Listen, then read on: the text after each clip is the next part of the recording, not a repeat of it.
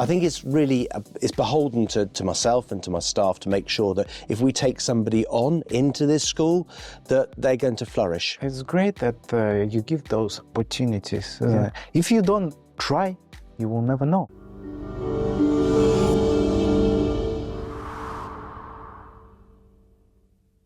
Welcome to our channel. We're thrilled to have you here as we explore the top schools and universities around the globe. Today, my colleague Addy from Mariadi is visiting a unique private school in England with rich naval traditions, the Royal Hospital School. In this video, we'll sit down with the headmaster to give you an inside look at the school. You'll discover how students excel in their final exams, why the school feels like a second home, and much more. So sit back, relax, and enjoy the journey with us. Let's dive in. Simon, pleasure to meet you, sir. And you, very nice to meet you. Thank you for inviting me. Pleasure. Very nice to have you here. I love your socks. Do you like them? They're bright, aren't they? They're very bright, okay. All right, I came from Windsor, about 2 hours drive. Yeah, we're about an hour out of London, so yeah, around the M25 from Windsor, probably about 2 Are you hours. closer to Gatwick than to Heathrow? We're probably equidistant to both, actually, but our closest is going to be Stansted. Stansted, okay. Which is 45 minutes away. International airport. Yeah, 45 minutes to Stansted, and then we've got Southend and London City as well, so well served by airports in this part of the world. Excellent, okay. And how big is the school? So in terms of acreage, which it's 200 acres, but it's 200 acres set within a lot of space, and as you see as you go around the school, you'll see, I mean, one of the wonderful things about this campus is just the space, and it's in a beautiful part of the world, really secure, and one of the things that many of the children really like who come here is that they can just walk, and they can go into the village, or they can walk around the seawall, and it's all those aspects that really make it special. So we're well connected, but also wonderfully rural. When I was coming here, I was passing by the marina as well. Yeah. So it's very close by, 5 minutes away. Yeah, so we've got Alton Water, which is the marina you talk about, which is the reservoir. We have about 63 boats on that piece of water, and then obviously over my left shoulder we've got the sea. So we're sandwiched between two wonderful pieces of water, which the children make the most of. A lot of them do a lot of sailing as well. So you got the sea breeze as well? Yeah, we've got the sea breeze. Okay. Yeah, fresh air all the time. Fresh air. Do you consider not yourself, the school, being a selective school? So how I describe us is proudly not selective. Okay. But we do make sure that the children who come here are well suited to the kind of curriculum and opportunities that we offer. I think it's really it's beholden to myself and to my staff to make sure that if we take somebody on into this school, that they're going to flourish. And by that, we need to make sure that we've got the right things in the way of support, but also the right curriculum for them as well. So we're sort of proudly non-selective because we recognise that children can have different strengths, but at the same time, we can't take on everybody. So particularly, we expect children to have a certain level of language in terms of English, because all of our tuition is delivered in that primary language of English, but also in terms of sort of learning support and behaviours. They've got to be children who can be trusted and who can make the most of the opportunities that are on offer here. But you still have a very strong EL department. Yeah, we have a really fantastic EAL department, actually probably one of the gems in our crown. We've got 3 full-time members of staff in there.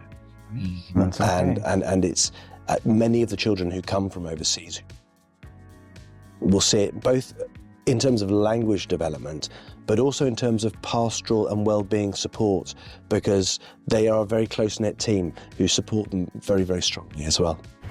Is this your first time hearing about the EAL department? If so, you might have missed an informative video we have on our channel related to this topic. In the video, we meet with the head of the English as an Additional Language department at Royal Hospital School. If English is not your native language and you are worried that your proficiency might not be sufficient for studying in English, you should definitely watch this video. The link is in the description. Additionally, as usual, we have included various ways to contact us for your consultation. And how international your community? Yeah, so I think at the moment we've got about 120 international pupils within the school.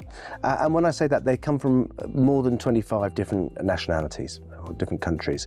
And that's been really important because I think having that diversity leads to a number of different things, real positive things. First of all, it means that you're not going to have particularly one culture or being predominant. But we do have that opportunity to learn from each other and those global perspectives. So you can have a Ukrainian or a Russian having a conversation with someone from Chile or Mexico City. And actually having different perspectives is a really important part of the education that we're trying to develop here at RHS. Because we recognise that many of our children will be facing a life or a career that may involve international travel. Of course, yeah.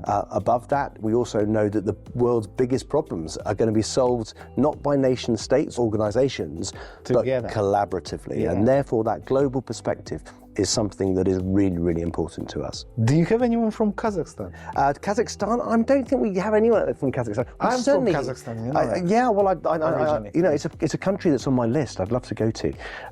We don't have anybody at the moment, but we have had. And to give you something, something to work on, huh? Yeah, absolutely. Yeah. It'd be fantastic. I think the richness of having people from every different country is just wonderful. So all for variety. Okay, very good location, amazing facilities. Actually, after this interview, I'm gonna have a wonderful tour of the school. It will be in different videos. Make sure you watch them too. The school is truly well equipped. For instance, the art department occupies an entire separate building. There, students can engage in activities like drawing, ceramics, and textiles, and showcase their work in the exhibition hall. Additionally, students have access to a music school with concert halls, rehearsal rooms, and a recording studio. They can even practice playing the organ located in the chapel. As mentioned, you can watch a full tour of Royal Hospital School on our channel. Let's return to the interview. Academic results. Yeah. Great academic results. Yeah. How do you achieve this? Our academic results have improved year on year for the last 6 years. And I think it's a couple of things, really. Being non-selective school. Yeah, I think first of all, we've got fantastic staff, really brilliant teachers. I've just been with a couple of them. They are brilliant. They're really inspiring, really dedicated, committed to what they do. And I think that's ultimately the ingredient. They give a lot of their time to the pupils in supporting them. And that has been something that has made a big difference over the last 5 years. I think the second thing is that we do have very good systems in place. And by that I mean we have good intervention for when people are falling behind. We have good reporting so that people understand, and we use a combination of factors including challenge grades, assessment grades, attitudes to learning grades, so that parents, tutors and pupils all know the progress they're making. And guardians. Yeah, and guardians as well. Company in the UK as well. Absolutely, yeah, and guardians. And all of that is available to parents and guardians through the school portal. Okay. And we have a portal system that allows parents to log on and see the progress their children are making. We also have consultations. It's a consultation this evening where we will be online talking with the teachers and parents about the progress their children are making. So we have really good systems, we have really good teachers. And the other thing is about the culture. And by that I mean we're aspirational. We want children to do the best they possibly can. We want them to be aiming for really good universities or good apprenticeships or whatever it may be. We want them to aim for the best they can be. Inspiration. And that's really important. This is the key. Yeah, it is. Yeah, absolutely. To motivate them, to inspire, to let them find their talents. Yeah, and that talent can be in art. Could be anything. It could be in physics. But the reality is we want to provide them with the best opportunities for them to find what they're good at. And one of the things that I would say we have really looked at is making sure that we have a broad curriculum. So I think currently we have about 27 different courses available to choose from in the sixth form. So you can do economics, you can do business studies, you can do maths, you can do biology, you can do psychology, you can do computer science, but also you can do the BTECs. So we have something called the BTECs, which are a more applied course, and we have a fantastic course called the Business and Enterprise and Entrepreneurship course, which for those of you, for those young people looking to be the next entrepreneurs, business enterprise, fantastic course. EPQ? EPQ, yes. You see, you forgot about it. Yeah, I did forget it. Not that I forgot about it, but I suppose when I was referring to those 27 courses, those are the core curriculum. Outside of that, we have a whole range of courses that children can do. So they can do core maths, they can do the EPQ, they can actually do some sailing courses as well with the Royal Yachting Association, but also they can do a sort of creative media course as well. So different options for children to do beyond their A-levels above. It's great that you give those opportunities. If you don't try, you will never know. Absolutely. Absolutely. That's how talented talents are found. Yeah, and I think the most important thing for young people is to feel confident that they're good at something. So in a school like this, children come with a whole range of different life experiences. Exactly. But they also, we want them to try new things. Because when they try new things, they might find they're really good at it or they really love it. So there's a real culture in this school of trying new things. Royal Hospital School places a strong emphasis on both academics and extracurricular activities, offering a well-rounded education. For instance, the sailing program is exceptional, attracting students from around the globe. In addition to sailing, students have opportunities to participate in golf, horseback riding, chess, and drama. The drama department of the school is particularly noteworthy. Drama is part of the curriculum for younger students and available as a GCSE subject. The golf program is also outstanding, with the school being a member of the ISGA and recognized as one of the top institutions for golf in England. And the school follows British curriculum. Correct. Yeah. GCSEs, A-level, and BTECs. And BTEC. Yeah. Can you compare IB program to A-levels? Not easily. I mean, the IB obviously you'll do 3 standard level and you'll do 3 higher level. Yeah. So you're doing six subjects. The A level is narrower in that you're doing. It's like more focused. More focused. Yeah. So you probably have a little bit more detail, a little bit more focus.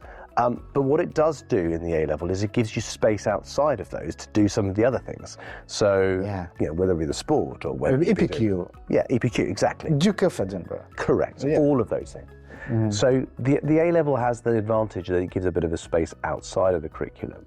And what I know, and I'm sure you do, and many of the people who may be watching this, is as an employer, you're not just looking for the academic. Yeah.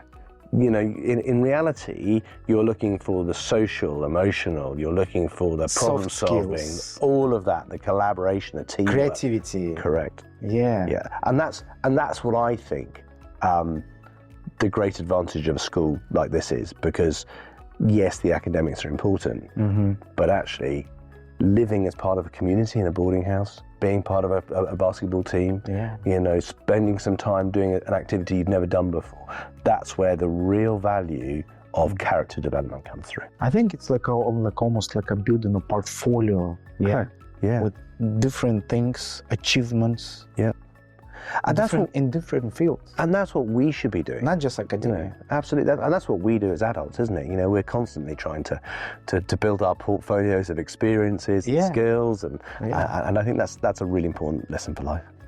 Deciding between the IB and A-level programs is a common challenge. Each program has its strengths, and what works best can vary from one student to another. In fact, choosing the right curriculum can be even more crucial than selecting the right school. Our specialists are here to guide you through this important decision. Now let's get back to the head teacher of Royal Hospital School.